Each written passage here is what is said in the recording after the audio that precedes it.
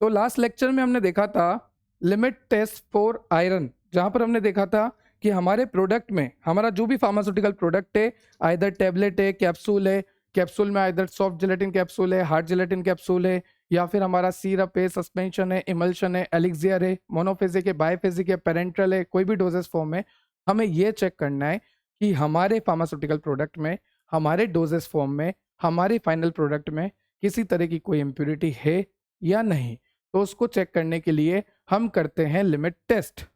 ठीक है, क्योंकि वापस बताना पड़ेगा ना मेरे को। लिमिट टेस्ट क्या होता है? लिमिट टेस्ट सर इम्प्योरिटी को पता करने के लिए करते हैं। ठीक है, इम्प्योरिटी किस में पता करोगे? सर कोई भी डोजेस फॉर्म हो गया, या कोई भी आपका फाइनल प्रोडक्ट हो गया, या कोई भी आपका फार्मास्यूटिकल सब्सटेंस हो गया, या फार्मास्यूटिकल कंपाउंड हो गया। Doses form, final product, pharmaceutical substance या फार्मास्यूटिकल कंपाउंड, कोई भी नाम यूज ले लीजिए, इनमें हमें इम्प्योरिटी पता करनी है और वीकेंड से इनऑर्गेनिक इम्प्योरिटी का पता करना है। जैसे लास्ट लेक्चर में हमने देखा था कि आयरन की इम्प्योरिटी का हमने पता किया, तो आज के लेक्चर में हमें ये देखना है कि हमारा जो भी प्रोडक्ट है, आइदर टेबलेट है, कैप्सूल है, सस्पेंशन है, इमल्शन है, सिरप है, एलिक्सियर है, गार्गल है, माउथ वॉश है, लिनिमेंट है, लोशन है, कोई सा भी प्रोडक्ट है, कोई सा भी डोजेस फॉर्म है, हमें ये चेक करना है कि उसमें आर्सेनिक की इम्प्योरिटी तो नहीं। ठीक है सर, आर्सेनिक का लिमिट टेस्ट पढ़ना है, सीधी सी बात आप ये कह रहे हो, क्योंकि हमें आर्सेनिक की इम्प्योरिटी का पता लगाना है। जी बिल्कुल, इम्प्योरिटी का पता लगाना जरूरी भी है, क्योंकि अगर पता नहीं लगेगा और फॉर्मुलेशन तैयार हो जाएगी और वो फॉर्मुलेशन मार्केट में लॉन्च हो जाएगी और पेशेंट को लग जाएगी, तो पेशेंट तो जा भी सकता है, साइड इफेक्ट आ सकते हैं, toxic effect, adverse drug reaction, long term toxicity, nephrotoxicity, different organotoxicity, अरे बस सर बहुत तरह की टॉक्सिसिटी होती है, समझ गए। तो ये आ सकती है, तो इम्प्योरिटी होनी चाहिए क्या? नहीं होनी चाहिए। तो इम्प्योरिटी का पता करना पड़ेगा ना। अगर कोई मेरे को कह रहा है कि आपके प्रोडक्ट में आर्सेनिक की इम्प्योरिटी है, तो मैं उससे कहूंगा ऐसे कैसे हो सकता है? फिर भी वो मान ही नहीं रहा कि है, मेरे को पता है, तो मैं क्या करूंगा? रुक जा भाई, रुक जा, हमारे पास है लिमिट टेस्ट, और वो लिमिट टेस्ट पता है क्या करता है? वो सारी इम्प्योरिटी को डिटेक्ट कर लेगा, इनऑर्गेनिक इम्प्योरिटी को डिटेक्ट कर लेगा, और एक बार अगर इम्प्योरिटी होगी तो हमें पता लग जाएगा। सीधी सी बात है। तो हम क्या करेंगे अब? हम ये देखेंगे कि हमारा जो फार्मास्यूटिकल प्रोडक्ट है, हमारी जो भी प्रिपरेशन है, उसमें कहीं आर्सेनिक की इम्प्योरिटी तो नहीं, और उसको पता करने के लिए हम करेंगे लिमिट टेस्ट फॉर आर्सेनिक। ठीक है, अब एक बात और ध्यान रखना, कोई भी लिमिट टेस्ट को परफॉर्म करने के लिए, जैसा कि मैं आपको अभी तक बताया जा रहा हूं, जब हमने क्लोराइड का देखा, सल्फेट का देखा, आयरन का देखा, तो हमने क्या देखा? कोई भी लिमिट टेस्ट को परफॉर्म करने के लिए हमें चाहिए होता है एक तो स्टैंडर्ड सॉल्यूशन, हमें चाहिए होता है एक टेस्ट सॉल्यूशन, और हम परफॉर्म करते हैं नेजलर सिलेंडर में। किसमें करते हैं? नेजलर सिलेंडर में। पर जैसा कि मैंने आपको लास्ट लेक्चर में भी बोला था, आयरन के लिमिट टेस्ट जब मैंने पढ़ाए थे, तब मैंने आपको बताया था कि जो आपका आर्सेनिक का लिमिट टेस्ट होता है, वो नेजलर सिलेंडर में नहीं होता। तो सर किस में करें? नेजलर सिलेंडर में नहीं करना। तो आर्सेनिक के लिमिट टेस्ट को हमें करना होता है गुडजेट अपरेटस में। कौन सा अपरेटस सर? GA याद रखो, गुडजेट अपरेटस। ठीक है, तो लिमिट टेस्ट जो होता है आर्सेनिक का, किसका बच्चों? आर्सेनिक का, उसको नेजलर सिलेंडर में नहीं करते, उसको किस में करते हैं? एक स्पेशल अपरेटस में करते हैं, जिसका नाम है गुडजेट अपरेटस। इसीलिए इस टेस्ट को हम कहते हैं गुडजेट टेस्ट। क्या कहते हैं? गुडजेट टेस्ट भी कहते हैं। क्लियर हुआ यहां तक आपको? इस टेस्ट को हम गुडजेट टेस्ट क्यों कहते हैं? क्योंकि जो लिमिट टेस्ट है आर्सेनिक का, उसको नेजलर सिलेंडर में तो कर नहीं सकते, उसको एक अलग से अपरेटस में करना पड़ता है, जिसका नाम है गुडजेट अपरेटस। इसीलिए हम इस लिमिट टेस्ट फॉर आर्सेनिक को एक और नाम से जानते हैं, गुडजेट टेस्ट। तो अगर आ जाए क्वेश्चन में गुडजेट टेस्ट, तो आपको लिखना है आर्सेनिक का लिमिट टेस्ट। सर एक बात बताओ, अभी तक मेरे को ये क्लियर नहीं हो रहा सर कि क्यों नहीं कर सकते। चलो बताता हूँ, क्योंकि आप हो क्यूरियस, है ना, क्यूरियस हो आप। तो चलो देखो, ये आपके सर हैं, सर तो क्या बड़े भाई मानो। ठीक है, in this limit test we don't use Nessler cylinder, here we use Gutzeit apparatus. जैसा कि मैंने बोला, नेजलर सिलेंडर को यूज नहीं करेंगे, गुडजेट अपरेटस को यूज करेंगे। तो that's why limit test for arsenic is also known as Gutzeit test. ये भी मैंने आपको बता दिया। अब देखो, अब आप बोलोगे सर मैं तो एक बार नेजलर सिलेंडर में करना चाहूंगा। ठीक है, मैं बोलूंगा आपको कि सपोज ये नेजलर सिलेंडर है, सपोज ये नेजलर सिलेंडर है, मैंने आपको ये बोला। अब आप लिमिट टेस्ट परफॉर्म करने लग गए, है ना। टेस्ट सॉल्यूशन बनाने लग गए, स्टैंडर्ड सॉल्यूशन बनाने लग गए, क्योंकि कोई भी लिमिट टेस्ट होगा तो उसको परफॉर्म करने के लिए दो तरह के सॉल्यूशन तो बनाने पड़ेंगे ना, टेस्ट सॉल्यूशन और स्टैंडर्ड सॉल्यूशन। अब आप बनाने लग गए। अब सपोज आपने बनाया बनाया बनाया, पर यहां पर क्या हुआ, आर्सेनिक गैस रिलीज हो गई। अरे सर, उससे ही तो पता लगेगा कि इम्प्योरिटी है या नहीं। अब वो ही रिलीज हो गई, तो आपको यहाँ पर मैंने यही दिखा रखा है कि आप देख सकते हैं यहाँ से आर्सेनिक गैस ही रिलीज हो गई, तो फिर कैसे पता लगाओगे। तो हमेशा ध्यान रखना, इसको नेजलर सिलेंडर में नहीं करना है। जो आर्सेनिक टेस्ट होता है उसको नेजलर सिलेंडर में क्यों नहीं करते, क्योंकि आर्सेनिक जो गैस होती है, आर्सिन जो गैस होती है वो निकल जाएगी। आर्सेनिक जो होता है उसकी इम्प्योरिटी का पता लगाना है, और इसकी इम्प्योरिटी का पता लगाने के लिए हम क्या करते हैं, आर्सिन गैस को रिलीज करवाते हैं।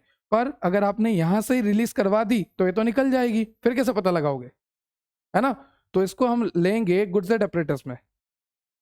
देखो यहाँ पर लिखा है कि आर्सिन जो होता है जिसकी इम्प्योरिटी आपको पता लगानी है, वो आर्सिन गैस में रिड्यूस हो जाता है। आर्सेनिक जो होता है वो आर्सिन गैस में रिड्यूस हो जाता है, ठीक है। और उसके बाद यहाँ पे लिखा है, अब गैस में रिड्यूस हो गया तो गैस जो है इजीली रिलीज हो जाएगी नेजलर सिलेंडर से। आप देख सकते हैं गैस जो है इजीली निकल जाएगी नेजलर सिलेंडर में से। तो फिर इसी वजह से हमें गुडजेट अपरेटस को यूज करना पड़ता है नेजलर सिलेंडर की जगह। ठीक है सर, अच्छे से क्लियर हो गया कि आर्सेनिक का लिमिट टेस्ट है। आर्सेनिक जो है रिड्यूस हो जाएगा आर्सिन गैस में, और गैस से तो रिलीज हो जाएगी, और रिलीज हो जाएगी तो फिर हमारे पास क्या बचा, चेक कैसे करेंगे। ठीक है सर, तो नेजलर सिलेंडर नहीं, गुडजेट अपरेटस लेके आओ। चलो ठीक है, गुडजेट अपरेटस लेके आएंगे। सर अपरेटस की बात हुई थी, क्यों रिएक्शन दिखा कर डरा रहे हो। अरे नहीं, डरा नहीं रहा हूँ। देखो थोड़ी बहुत बेसिक बेसिक बातें हैं, जान लो, आगे काम आएगा। प्रिंसिपल पढ़ेंगे ना, प्रिंसिपल ऑफ आर्सेनिक टेस्ट, तब। अच्छा ये बताओ, ये वाला पेज तो क्लियर है ना, एकदम मस्त क्लियर। चलो अब ध्यान से सुनना, जो आपका आर्सेनिक होता है, ठीक है, जिसका इम्प्योरिटी आपको पता लगानी है, कोई भी आपका फार्मास्यूटिकल प्रोडक्ट है उसमें इम्प्योरिटी पता लगानी है कि आर्सेनिक की इम्प्योरिटी है या नहीं। तो जो भी आर्सेनिक होता है वो दो फॉर्म में प्रेजेंट होता है, ठीक है। एक तो होता है ट्राइवेलेंट फॉर्म, एक होता है पेंटावेलेंट फॉर्म। अब ट्राइवेलेंट मतलब 3, पेंटावेलेंट मतलब 5, ठीक है। तो ट्राइवेलेंट मतलब As+3, पेंटावेलेंट मतलब As+5। तो जो भी आपका आर्सेनिक होता है वो दो फॉर्म में प्रेजेंट होता है, As+3, As+5, मतलब कि ट्राइवेलेंट और पेंटावेलेंट। सर ज्यादातर किस में होता है, ज्यादातर ही प्रेजेंट होता है ट्राइवेलेंट में, ट्राइवेलेंट में, है ना।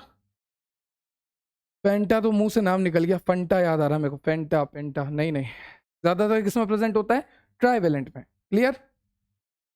तो सर ये जो पेंटावेलेंट बनता है इसका क्या होता है, देखो ध्यान से सुनना, जो भी पेंटावेलेंट बनता है ना वो वापस ट्राइवेलेंट में ही कन्वर्ट हो जाता है। कैसे, वो मैं आपको बताता हूँ। फिलहाल आप इतना याद रखिए कि आपका आर्सेनिक दो फॉर्म में प्रेजेंट होता है, As+3, As+5। +3 मतलब ट्राइवेलेंट, +5 मतलब पेंटावेलेंट, और मोस्टली +3 ट्राइवेलेंट की फॉर्म में प्रेजेंट होता है। अब देखिए आप, ये आर्सेनिक का ट्राइवेलेंट वाला फॉर्म है, ठीक है सर। अब इसका हमने HCl से रिएक्शन कराया। अब आप बोलोगे सर HCl कहाँ से आया, अरे शांति रखो, अभी हम टेस्ट सॉल्यूशन और स्टैंडर्ड सॉल्यूशन तैयार करेंगे ना, तो उसमें HCl भी डालेंगे। तो अभी रिएक्शन याद रखो कि HCl है ना। तो As+3, ठीक है सर, ठीक है। उसमें क्या डाला, HCl, हाँ sir, test solution standard solution में डालेंगे, ठीक है सर, ठीक है। उसके बाद यहाँ पे क्या बनता है, H3AsO3, इसको बोलते हैं आर्सेनियस एसिड। क्या बोलते हैं, आर्सेनियस एसिड। और इसकी स्ट्रक्चर बनाना उतना ही इजी है, देखो AS लिख के 3 OH लगा दो। आप देख सकते हैं 3 O है, 3 H है, तो जोड़ दिया OH OH OH, और एक आर्सेनिक है तो लगा दिया आर्सेनिक, तो इसका नाम है आर्सेनियस एसिड। तो जब ट्राइवेलेंट फॉर्म जो होता है आर्सेनिक का, जब वो रिएक्ट करता है in the presence of HCl तो बनाता है आर्सेनियस एसिड, जिसका फॉर्मूला होता है Hb3OB3 और बीच में आर्सेनिक, ठीक है। इसको बोलते हैं आर्सेनियस एसिड, ये स्ट्रक्चर है। अब ध्यान से सुनना, जो As+5 होता है वो भी in the presence of HCl convert हो जाता है आर्सेनिक में। यहां पे क्या बनता है, आर्सेनिक।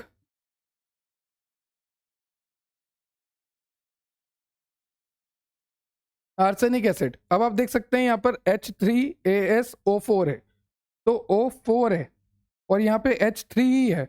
तो आप देख सकते हैं 1 2 3 हाइड्रोजन तो लगा दिए, और 1 2 3 ऑक्सीजन भी लगा दिए। अब अगर सिर्फ अकेला ऑक्सीजन जुड़ता है तो वो डबल बॉन्ड के साथ जुड़ता है, तो यहाँ पर आप देख सकते हैं ये एक और ऑक्सीजन है जो कि फोर्थ वाला ऑक्सीजन है और ये डबल बॉन्ड के साथ जुड़ा है, क्योंकि 3 ऑक्सीजन तो इधर हाइड्रोजन के साथ जुड़ चुके हैं। तो ये जो स्ट्रक्चर बनी इसको बोलते हैं आर्सेनिक एसिड। अब आर्सेनिक एसिड के साथ क्या होता है पता है? आर्सेनिक एसिड का फर्दर रिडक्शन होता है और बन जाता है आर्सेनियस। अरे सर ये आर्सेनियस तो सुना हुआ लग रहा है। अरे हाँ, मतलब ये जो पेंटावेलेंट है ये घूम फिर के क्या ही बन रहा है? ट्राइवेलेंट का ही कंपाउंड बन रहा है। क्लियर हो गया? तो हमने देखा, देखो फटाफट फटाफट देख लेते हैं। आर्सेनिक जो है 2 फॉर्म में होता है, ट्राइवेलेंट और पेंटावेलेंट। मेनली जो है ट्राइवेलेंट में होता है। फिर आर्सेनिक जो ट्राइवेलेंट है उसके HCl से रिएक्शन कराएंगे तो बनेगा H3AsO3 जो कि आर्सेनियस एसिड होता है। फिर जो पेंटावेलेंट है उसकी भी HCl से रिएक्शन कराएंगे तो बनेगा आर्सेनिक एसिड। इस आर्सेनिक एसिड का रिडक्शन करेंगे तो वापस आर्सेनियस ही बन जाएगा, और ये आर्सेनियस ये ही है। ठीक है सर, ठीक है। अभी गुड सेट अपरेटस दिखा दो। ये है गुड सेट अपरेटस। सर सोचने में तो बहुत ही बड़ा चौड़ा लग रहा था, ये तो बच्चा सा है ना? तो ये है गुड सेट अपरेटस। अब आपको पता है कि हमें क्या करना है? कोई भी लिमिट टेस्ट को परफॉर्म करने से पहले हमें स्टैंडर्ड सॉल्यूशन और टेस्ट सॉल्यूशन को बनाना होता है। ठीक है, अब ये आर्सेनिक का है इसलिए गुड सेट अपरेटस है, इसलिए इसको गुड सेट टेस्ट कहते हैं। तो अब ध्यान से देखना, यहाँ पर आपका टेस्ट सॉल्यूशन होगा नीचे नीचे। ठीक है, यहाँ पर आपको एक होल दे रखा है। देखो मैं और अच्छे से दिखाता हूँ आपको, एक सेकेंड दीजिएगा मुझे। अभी अच्छे से क्लियर दिख रहा है? हाँ सर, अब आया ना मजे? अब आया मज़ा सर। चलो ठीक है, मज़ा आया तुम्हें। देखो इसको, सबसे पहले यहाँ पे आपको क्या दिख रहा है? Test solution. This is the test solution. उसके बाद आपको यहाँ पे क्या दिख रहा है? एक होल है। सर होल क्यों रखा है? अरे मैंने आपको क्या बोला था? आर्सिन गैस रिलीज होगी, होगी ना? तो यहाँ से वो आर्सिन गैस होती हुई ऊपर की तरफ जाएगी, ऊपर की तरफ जाएगी, ऊपर की तरफ जाएगी, जा रही है जा रही है। बीच में दिख गया लीड एसिटेट वुल। सर ये क्यों लगा रखा है लीड एसिटेट वुल? क्योंकि आर्सिन गैस के साथ कई और गैसेस भी रिलीज होती है। अब वो और गैसेस रुक जाए और आर्सिन गैसेस ही निकले ऊपर, इसलिए यहाँ पर लीड एसिटेट वुल लगा रखा है। तो यहाँ से इस होल से आर्सिन गैस रिलीज हुई, रिलीज हुई, रिलीज हुई, रिलीज हुई, और ऊपर जाके इस HgCl2 पेपर के साथ रिएक्ट कर ली। किसके साथ रिएक्ट कर ली? HgCl2 पेपर के साथ रिएक्ट कर ली। और जो भी रिएक्शन होगी उस रिएक्शन के बाद एक येलो स्ट्रेन यहाँ पर आपको देखने को मिलेगा। मतलब कि अगर येलो स्ट्रेन है तो कहीं ना कहीं आर्सिन गैस यहां से निकली है, और वो आर्सिन गैस इस HgCl2 पेपर के साथ टकराई है, रिएक्ट करी है, तभी जाके यहां पर येलो स्ट्रेन आया है। क्लियर हुआ? तो अगर आपके प्रोडक्ट में आर्सिन गैस होगी, मतलब अगर सिंपल लैंग्वेज में बोलूं, ये आपका प्रोडक्ट है, अगर इसमें आर्सेनिक की इंप्योरिटी होगी तो रिएक्शन के बाद यहां से आर्सिन गैस निकलेगी। वो आर्सिन गैस निकलेगी, होल के थ्रू ऊपर जाएगी, ऊपर जाके लीड एसिटेट वोल उसका कुछ नहीं करेगा। लीड एसिटेट वोल जो है बाकी गैसेस को रोकेगा, रुक जाओ, है ना? लीड एसिटेट बोलेगा आपका स्वागत है, तो यहाँ से आर्सिन गैस निकलेगी और HgCl2 पेपर के साथ रिएक्ट करेगी, और जब ये रिएक्शन होगी तब येलो स्ट्रेन आएगा। और अगर येलो स्ट्रेन आ रहा है मतलब आर्सिन गैस आई है, और अगर आर्सिन गैस आई है मतलब आर्सिन की इंप्योरिटी थी, आर्सेनिक की इंप्योरिटी थी, ऐसे पता लगेगा। ठीक है सर, रिएक्शन करके दिखाओ। क्लियर हो गया यहां तक?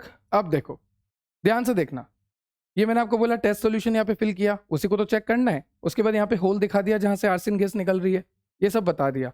ये भी बता दिया कि लीड एसिटेट वूल यहाँ पे क्यों लगा रखा है, HgCl2 का पेपर कलर शो करता है, ये भी बता दिया। अब देखो स्टैंडर्ड सॉल्यूशन और टेस्ट सॉल्यूशन को तैयार करते हैं। तो सबसे पहले एक तरफ आपको लिखा हुआ है स्टैंडर्ड सॉल्यूशन, एक सेकेंड, लिखा हुआ है स्टैंडर्ड सॉल्यूशन। हाँ जी, तो स्टैंडर्ड सॉल्यूशन ऑफ आर्सेनिक आपको तैयार करना है। तो ये आपने आपका जो भी गुड सेट अपरेटस है, स्टैंडर्ड सॉल्यूशन ऑफ आर्सेनिक उसमें लिया, 10 ग्राम KI डाला, फिर 10 ग्राम ग्रेन्युलेटेड जिंक डाला, साथ में HCl डाला, वो भी कंसनट्रेटेड फॉर्म में। उसके बाद 5 ml SnCl2 डाला। उसके बाद इस सॉल्यूशन को 40 मिनट रख दिया। तो आपने क्या क्या डाला? अगर आपको आर्सेनिक का स्टैंडर्ड सॉल्यूशन तैयार करना है तो उसके लिए सबसे पहले आपको लेना है स्टैंडर्ड सॉल्यूशन ऑफ आर्सेनिक, ठीक है। उसके बाद आपको लेना है 10 ग्राम पोटेशियम आयोडाइड। उसके बाद आपको लेना है 10 ग्राम ग्रेन्युलेटेड जिंक, और साथ में आपको लेना है हाइड्रोक्लोरिक एसिड, और वी कैन से HCl, और वो भी कंसनट्रेटेड फॉर्म में।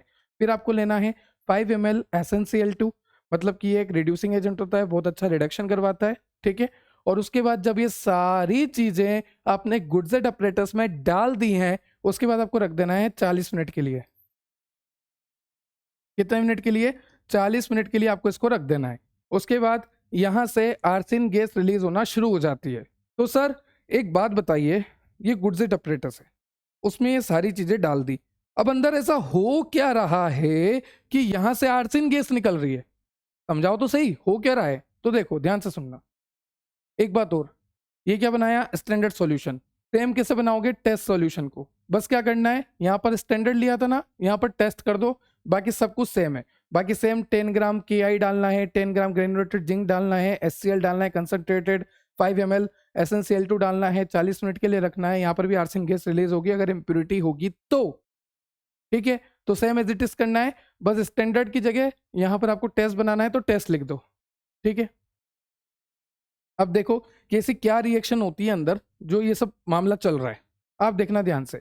सबसे पहले आपको यहाँ पर आपको दिख रहा है H3ASO3। सर ये कहीं सुनेला लगता है, हाँ जी हाँ जी, ये यहाँ पर आपने सुना है H3ASO3। अरे हाँ सर, जब ट्राइवेलेंट की रिएक्शन HCl से कराई थी, अगर हमारे प्रोडक्ट में आर्सेनिक होगा तो मेनली आर्सेनिक किस फॉर्म में होता है, ट्राइवेलेंट में होता है। तो अगर हमारे प्रोडक्ट में, अगर हमारे फार्मास्यूटिकल प्रिपरेशन में आर्सेनिक होगा तो आर्सेनिक HCl के साथ रिएक्ट करेगा। HCl कहाँ से आया, HCl आया यहाँ से, आप देखिए ध्यान से देखना। हम जो स्टैंडर्ड सॉल्यूशन तैयार कर रहे हैं, मैंने बोला ना चिल्ला चिल्ला के HCl डालना है, तो HCl यहाँ से आया। तो ये HCl इसके साथ रिएक्ट करके H3ASO3 बनाता है, जिसको बोलते हैं आर्सेनियस एसिड। बन गया आर्सेनियस एसिड। चलो ठीक है सर, मान ली आपकी बात कि आर्सेनियस एसिड है, आर्सेनियस एसिड, ठीक है सर। और ये क्या है, हाइड्रोजन है, और we can say nascent hydrogen है। आप हाइड्रोजन लिखोगे कोई दिक्कत नहीं मेरे को, है ना। उसके बाद इसकी रिएक्शन ZnHCl के साथ, और रिडक्शन कराना है SnCl2 के साथ भी आप करा सकते हैं, क्योंकि हमने SnCl2 भी लिया है। आप देख सकते हैं ZnHCl और SnCl2 भी लिया है, ठीक है। तो यहाँ पर आपको काम आ जाएगा ZnHCl SnCl2, ठीक है सर। वापस सुन लो, ये वाला तो कैसे आया पता है ना, ये हाइड्रोजन प्रेजेंट है तो रिएक्ट कर रहा है। तो ये जो आपका आर्सेनियस एसिड बना, ये हाइड्रोजन के साथ रिएक्ट करता है in the presence of ZnHCl और रिडक्शन, मतलब कि आपका SnCl2।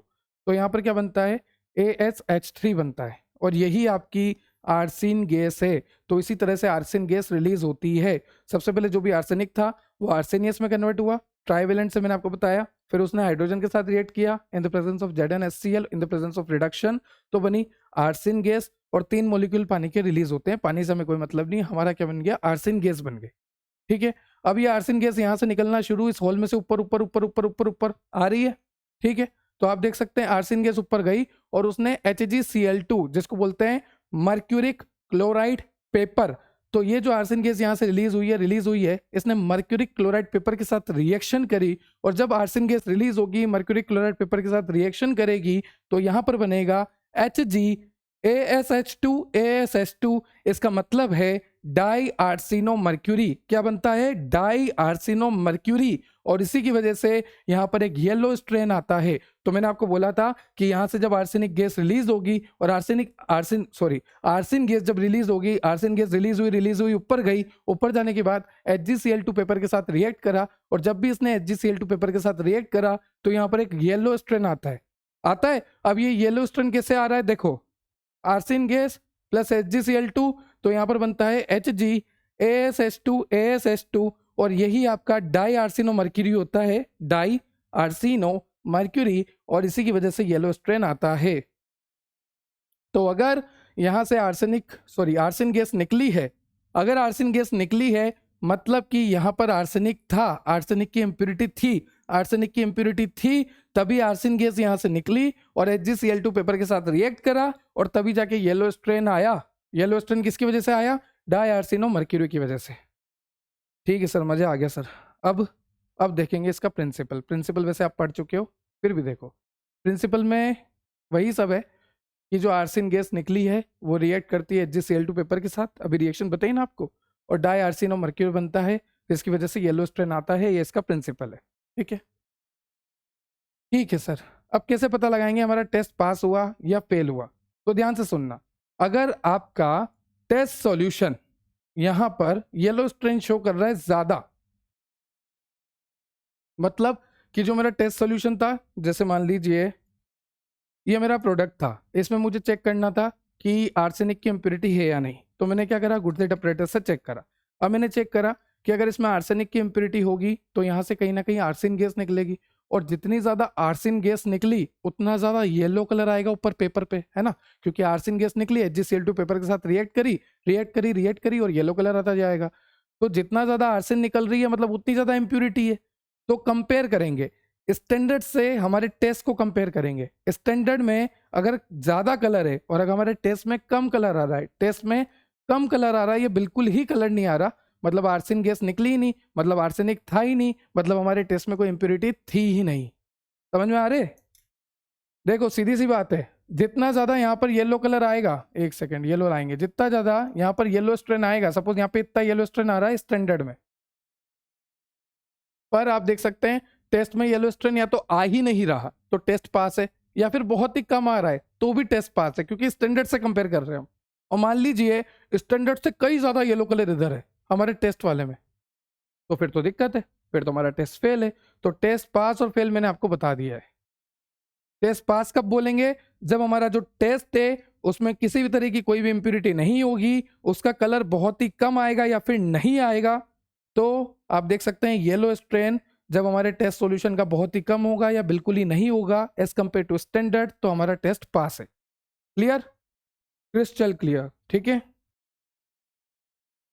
तो ये था आज का आपका lecture limit test for arsenic, जहां पर हमने देखा कि कैसे आर्सेन गैस रिलीज होती है, कैसे वो मर्क्यूरी क्लोराइड पेपर के साथ रिएक्ट करती है, किस तरह से हमें चेक करना होता है, कैसे हम कंपेयर करते हैं, कैसे हम स्टैंडर्ड सॉल्यूशन और टेस्ट सॉल्यूशन का प्रिपरेशन करते हैं, और साथ ही साथ इस पूरे स्ट्रक्चर को, इस पूरे डायग्राम को अच्छे से बनाना, क्योंकि गुड्स ऑपरेटर्स आता है क्वेश्चन, है ना, आर्सेनिक का आता है क्योंकि हटके है क्वेश्चन, रिएक्शन भी है, अच्छे से लिखना।